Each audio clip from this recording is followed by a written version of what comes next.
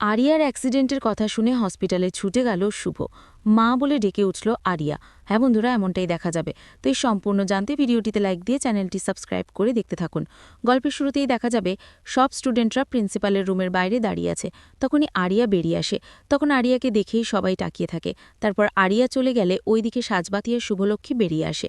তখন সবাই মিলে বলে, কাকিমা আপনি কি খেল দেখালেন, খুব ভালো হয়েছে। তখন সাজবাতি বলে, হ্যাঁ মামুনি, তুমি না ওর নামে কমপ্লেনটা উইথড্র করে নিয়ে খুব ভালো করেছ, ভালোভাবেই জব্দ করেছ। তখন বাকি স্টুডেন্টরা বলে, শুধুমাত্র আপনি সাজবাতিকেই বাঁচাননি, আমাদেরকেও বাঁচিয়েছেন। তখন শুভলক্ষ্মী বলে, আচ্ছা ঠিক আছে, প্রিন্সিপালের রুমের সামনে এত ভিড় করার দরকার নেই, তোমরা ক্লাসে চলে যাও। তারপরে দেখা যাবে ঋষি বলে, কিন্তু মামুনি ওই আরিয়া কিন্তু এত সহজে ছেড়ে দেবে না, ও সাজবাতি নিশ্চয়ই কোনো ক্ষতি করার চেষ্টা করবে। তখন শুভলক্ষ্মী বলে, কেন, তুমি আছো ওর বড় দাদা, তুমি ওকে রক্ষা করবে। তখন ঋষি বলে, হ্যাঁ আমি তো রক্ষা করবই। তখন সাজবাতি বলে, দাদাজিই ভীতু, ও কিনা আমাকে রক্ষা করবে, পরে আমাকে রেখেই না পালিয়ে যাবে। তখন ঋষি বলে, কি আমি ভীতু? এই নিয়ে দুজন কথা বলতে থাকে। ওইদিকে আরিয়ার বন্ধুরা বলে, আরিয়া তোকে এভাবে অপমান করলে তুই ছেড়ে দিবি? তখন আরিয়া বলে, না, এবার আরিয়ার প্রতিশোধ নেওয়ার পালা। ওই সাজবাতিকে আমি কিছুতেই এখানে টিকতে দেব না। দেখ না, ওকে এই কলেজ থেকে আমি বের করেই ছাড়ব। তখন আরিয়ার বন্ধুরা বলে, তোকে কিভাবে কান টেনে তারপরে নিয়ে গেল? তখন আরিয়া বলে, হ্যাঁ তাই তো, এবার কান টেনে দেখ আমি এই কলেজ থেকে ওই সাজবাতিকে কি করে বের করি। আর যতদিন এই কলেজে থাকবে ততদিন ওর জন্য কেমন নরক বানিয়ে রেখে দিই আমি, সেটা শুধু তোরা দেখবি। এই বলে আরিয়া রেগে যায়। ওদিকে দেখা যাবে আদ্রিত বলে, আমি আর শুভলক্ষ্মী দুজনেই বিশ্বাস করি এখনও স্ত্রী বেঁচে আছে, তাই প্লিজ ঋদ্ধি তুই এসব কথা একদম বলবি না। তখন ঋদ্ধি বলে, আমিও তো বিশ্বাস করতে চাই দাদা ভাই, কিন্তু তোদের মতো এইভাবে আমি সবকিছু ভুলে যেতে পারি না। তুই কি ভুলে গেছিস ২০ বছর আগে কি হয়েছিল? আর আমিও চাই যে স্ত্রী আমাদের মধ্যে ফিরে আসুক, কিন্তু তেমনটা যে হবে তার তো কোনো গ্যারেন্টি নেই। তখন আদ্রিত বলে, কালকে কোনো মিটিং রাখিসনি তো? জানিস না কালকে কোন দিন, তোর মনে আছে তো? তখন ঋদ্ধি বলে, হ্যাঁ মনে থাকবে না আবার, কালকের দিনেই তো স্ত্রী হারিয়ে গিয়েছিল। তখন আদ্রিত বলে, হ্যাঁ তাই তো। তখনই সে পুরনো কথাগুলো ভাবতে থাকে, যে স্ত্রীকে যেদিন নিয়ে গিয়েছিল তখন শুভ প্রচণ্ডভাবে রেগে গিয়েছিল। তারপরে শুভ লাঠি নিয়ে সে গুরুদেবের ডাড়ায় যায় আর গুরুদেবকে ইচ্ছে মতো মারতে থাকে, আর বলে, আমার মেয়ে কোথায় বল, আমার মেয়ে কোথায়? তখন গুরুদেব মনে মনে বলে, এই রে, এই শুভলক্ষ্মী কি তাহলে জেনে গেল যে আমি ওর মেয়েকে কিডন্যাপ করেছি? তখন গুরুদেবের গলায় লাঠি ঠেকিয়ে বলে, আমার মেয়ে কোথায়? তুই একটা মায়ের সঙ্গে পাঙ্গা নিয়েছিস, আমার মেয়েকে দুষ করেছিস, তুই যা ক্ষতি করার আমার করতে পারতিস, কিন্তু আমার মেয়েকে কেন তুলে এনেছিস? আমার মেয়ে কোথায়? তখন গুরুদেব বলে, আমি আনিনি, আমি কিছু করিনি। তোমার কাছে কোনো প্রমাণ আছে যে তোমার মেয়েকে আমি এনেছি? তখনই শুভলক্ষ্মী বলে, আজকে তোকে ছাড়ব না, পুলিশও আসছে।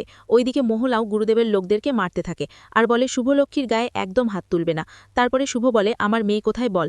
তখনই সেখানে সুমিত তারপরে আদি চলে আসে আর গুরুদেবের লোকদেরকে ইচ্ছে মতো মারতে থাকে।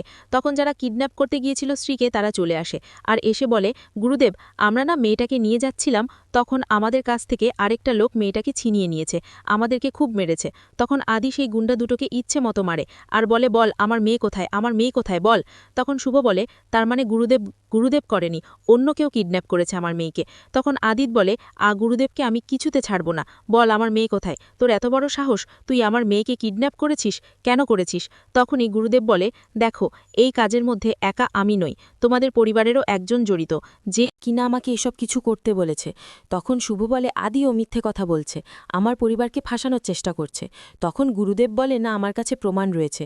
তখন আদিনাথ বলে, কে কে বল। তখনই গুরুদেব বলে, তোমারই মা সেবন্তী রয়। তখন তো কথা শুনে চমকে যায় সবাই। তখন শুভ বলে, তুই মিথ্যে কথা বলছিস, শয়তান তুই মিথ্যে কথা বলছিস, তুই শুধু শুধু মাকে ফাঁসানোর চেষ্টা করছিস। তখনই গুরুদেবের ফোনে সেবন্তী রয় ফোন করে, যা দেখে শুভ চমকে যায়। তখন আদ্রিতকে ফোনটা এনে দেখায় আর বলে, দেখো আদি। তারপর দেখা যাবে স্ত্রীকে অনেক জায়গায় ওরা খোঁচাখুচি করে, কিন্তু কোথাও পায় না। তখন মোহনা সান্ত্বনা দেয় শুভকে, কে আর বলে, তুমি চিন্তা করো না, তোমার মেয়েকে ঠিক পাওয়া যাবে। ওইদিকে আদি তখন বর্তমানে ফিরে আসে আর বলে, দেখেছিস, দেখতে দেখতে ২০টা বছর চলে গেল, কিন্তু শুভ আর আমি এই দিনটাতে এখনো চুপচাপ থাকি। তখন ঋদ্ধি বলে, হ্যাঁ রে দাভাই, আমার মনে থাকবে না, সব কিছু মনে আছে।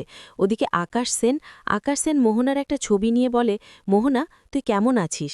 তুই ভালোই আছিস আমি জানি, কিন্তু তোর কথা না আমার খুব মনে করে মোহনা। তুই তো দাদাকে এইভাবে ভুলে যেতে পারলি, তুই তো দাদাকে ভুলে গিয়ে ওই রায়চৌধুরী বাড়িতে সবার সঙ্গে মিলেমিশে রয়ে গেলি, কিন্তু আমি যে এখনও কোনো কিছু ভুলতে পারছি না। ওই রায়চৌধুরী বাড়ির উপর থেকে প্রতিশোধ নেওয়ার জন্য আমার ভিতরে আগুনটা এখনও দাউ দাউ করে চলছে। মাঝে মাঝে ইচ্ছে করে যে দেশে ফিরে যাই, তোর সঙ্গে দেখা করি, কিন্তু না, কার জন্য যাব? তুই তো আমাকে ভুলেই গেছিস, তুই তো একটাবারও আমার খবর নিসনি, আমাকে ওই শুভলক্ষ্মীর জন্য হাজত বাস করতে হয়েছে। তোকে ঘাড় ধাক্কা দিয়ে বাড়ি থেকে বের করে দিয়েছিল, তারপরেও তুই মিলেমিশে সুমিতের সঙ্গে সংসার করছিস। ওই রায়চৌধুরীর বাড়ির ওপর প্রতিশোধ নেওয়ার জন্য ২০ বছর ধরে আরিয়াকে আমি আমার হাতে রেখেছি। ওদিকে দেখা যাবে শুভ আর কলমি সে কলেজ থেকে বেরিয়ে আসে। তখন কলমি বলে, বাবা শুভদি, তুমি তো সেই আগের মতো আবার জ্বলে উঠেছ গো। তখন শুভ বলে, হ্যাঁ হয়েছে, তোমাকে দেখেছি না, তুমি কেমন মুখটা আমসে করে রেখেছিলে।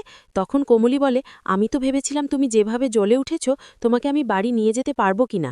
তখন শুভ বলে, হয়েছে তো ফাও কথা। তারপরই শুভ গাড়িতে এসে দেখে নানান কিছু লিখে রেখে গেছে, লুজার আন্টি, তারপর নোংরা দিয়ে পুরো ভরে গেছে, আর টায়ারও পাঞ্চার করে দিয়েছে। তখন ড্রাইভার বলে, দেখুন না ম্যাডাম, কালকে গাড়িটা ধোয়া হয়েছে, আজকে বাচ্চাগুলো কি অবস্থা করেছে। তখন কোমলি বলে, দেখেছ, নিশ্চয়ই মেয়েটার কাজ। তখন শুভ বলে, থাক না থাক, যা করেছে, আমরা বরং অপেক্ষা করছি। তখনই আরিয়া সেখান দিয়ে যায় আর বলে, লুজার আন্টি, এই বলে চলে গেলেই ওর বন্ধুরা হাসতে থাকে। তখন কোমলি বলে, দেখেছ কি বাজে মেয়ে, এই মেয়েটাই সব কিছু করেছে। কিন্তু শুভদি, আমি না বুঝতে পারছি না, তুমি মেয়েটাকে কিছু বললে না। তখন শুভ বলে, জানো তো, এই মেয়েটার না মা নেই। ওর এই কথাগুলো শুনে আমার খুব কষ্ট হয়েছে। ওর বাবা অস্ট্রেলিয়াতে থাকে, ওকে না তেমন সময়ও দেয় না, ওকে সময় দেয় না বলেই ও এরকম হয়েছে। হয়তোবা আমার স্ত্রী এরকমভাবে মানুষ হলে এরকমই হতো, ওরই সমানই হতো। তখন তো কোমলি খুব কষ্ট পায়।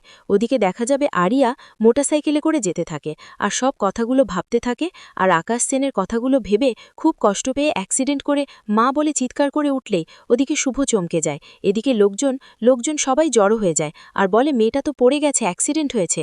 তখনই আদ্রিত আর রিংটি গাড়ি নিয়ে সেখানে আসে আর এসে বলে, দেখেছিস সামনে কত ভিড় হয়ে আছে, কি হয়েছে কে জানে।